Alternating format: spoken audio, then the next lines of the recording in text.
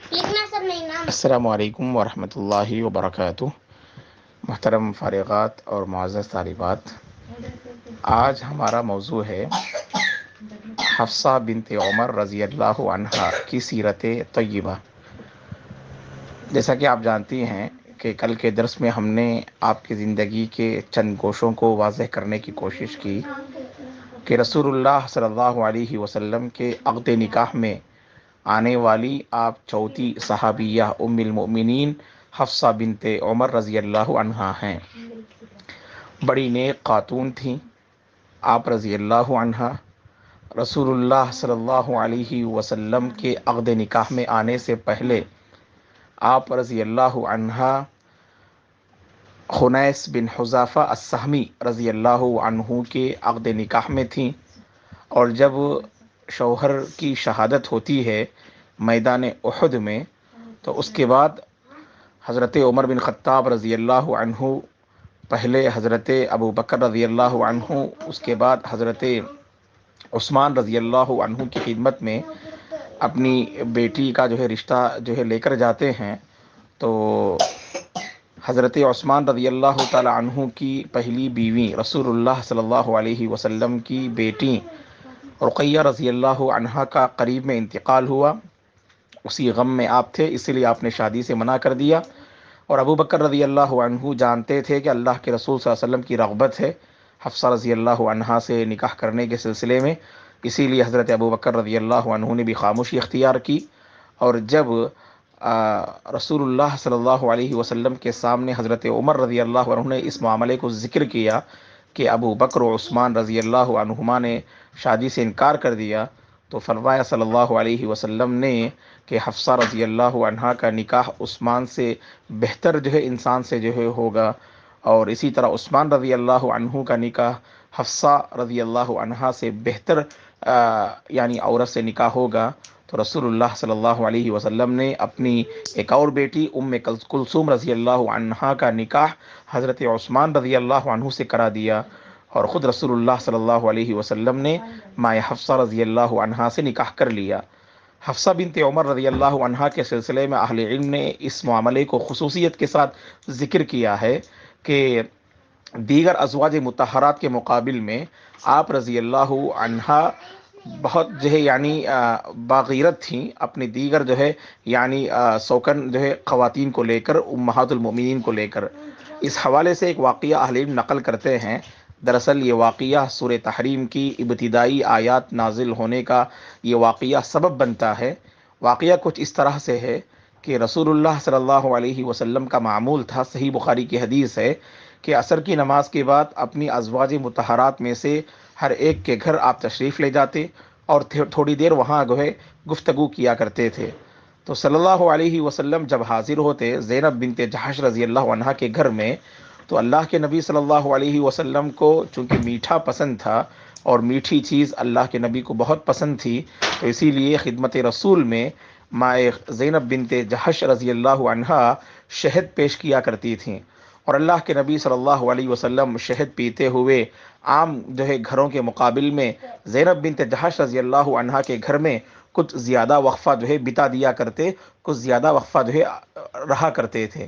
اور یہ بات ماں عائشہ رضی اللہ عنہا اور حفصہ رضی اللہ عنہا کو ناگوار گزرتی ہے، تو دونوں نے آپس میں یہ طے کیا، حضرت عائشہ رضی اللہ عنہا اور حضرت حفصہ رضی اللہ عنہا نے یہ طے کیا کہ جب اللہ کے نبی صلی اللہ علیہ وسلم ہمارے یہاں تشریف لائیں تو ہم کچھ اس طرح سے آپ کی خدمت میں پیش کریں کہ آپ کے منہ سے کچھ بو آ رہی ہے، پتہ نہیں آپ کون سی چیز کھا کے آئے، تاکہ اس طرح کہنے سے اللہ کے نبی صلی اللہ علیہ وسلم زینب بنت جحش کے گھر سے شہد کھانا بند کر دیں، اور تاکہ وقت زیادہ ہمارے یہاں پر گزار سکے آپ۔ تو اسی طرح ان لوگوں نے جو آپس میں طے کیا، اس کے مطابق اللہ کے نبی صلی اللہ علیہ وسلم حفصہ رضی اللہ عنہا کے یہاں تشریف لاتے ہیں، اور حفصہ رضی اللہ عنہا فرماتی ہیں کہ اے اللہ کے رسول، کیا آپ نے مغافیر کھایا ہے؟ تو مغافیر ایک قسم کا گوند ہے، ایک درخت کا گوند ہے جس میں عجیب قسم کی بو آیا کرتی تھی، اس کو مغافیر کہتے ہیں عربی میں۔ تو اللہ کے نبی صلی اللہ علیہ وسلم سے حضرت حفصہ رضی اللہ عنہ نے کہا کیا اے اللہ کے رسول آپ مغافر کھا کے آئے ہیں؟ تو اللہ کے نبی نے کہا کہ نہیں، میں تو زینب بنت جہش کے گھر سے ابھی شہد جو ہے پی کر آیا ہوں۔ تو اللہ کے نبی صلی اللہ علیہ وسلم سے جب اس معاملے کو ذکر کیا گیا کہ آپ کے منہ سے ایک عجیب قسم کی بو آ رہی ہے، تو اسی وقت آپ نے جو ہے فرمایا کہ اللہ کی قسم اس کے بعد میں شہد جو ہے نہیں پیوں گا، گویا کہ آپ نے اس کو اپنے اوپر جو ہے حرام قرار دیا۔ تو اس واقعے کے بعد اللہ تبارک اور خود اللہ کے نبی صلی اللہ علیہ وسلم ماں حفصہ رضی اللہ عنہا سے کہتے ہیں اس واقعے کا جو ہے پتہ کسی کو نہ بتانا، یعنی اس واقعے کو آپ راز میں رکھنا کہ میں اس کے بعد جو ہے یعنی شہد نہیں پیوں گا، یہ صرف تمہاری حد تک رہے اور کسی اور کو تم نہ بتانا۔ یہ اللہ کے نبی نے حضرت حفصہ رضی اللہ عنہا سے کہا۔ اور اس واقعے کے بعد اللہ تبارک و تعالیٰ آپ پر سورہ تحریم کی ابتدائی آیات نازل کرتے ہیں، جن میں اللہ تعالیٰ جو ہے فرماتے ہیں کہ یا ایھا النبی لما تحرم ما احل اللہ لک تبتغی مرضات ازواجک، اے نبی اپنی ازواج مطہرات کی رضامندی کو چاہتے ہوئے اللہ تعالیٰ نے جس چیز کو تمہارے لیے حلال کیا ہے اس کو تم کیوں حرام قرار دے رہے ہو؟ تو گویا کہ اللہ نے تنبیہ کی اپنے نبی کو اور کہا کہ جو حلال ہے ہم اسے حرام نہیں قرار سکتے ہیں۔ جیسے شریعت میں حلال کو حرام قرار دینے سے منع کیا گیا، اسی طرح حرام کو حلال قرار دینے سے منع کیا گیا، یعنی حرام کو جیسے حلال قرار دینے سے منع کیا گیا اسی طرح سے حلال کو حرام قرار دینا بھی شریعت میں منع ہے۔ تو اللہ کے نبی صلی اللہ علیہ وسلم پر جو چیز حلال تھی شہد کی شکل میں، جب آپ نے اسے اپنے اوپر حرام قرار دیا تو اللہ تعالیٰ کی طرف سے تنبیہ ہوئی اور کہا کہ اس طرح نہ کیا کیجیے۔ تو رسول اللہ صلی اللہ علیہ وسلم کو ان ابتدائی آیات میں سورہ تحریم کی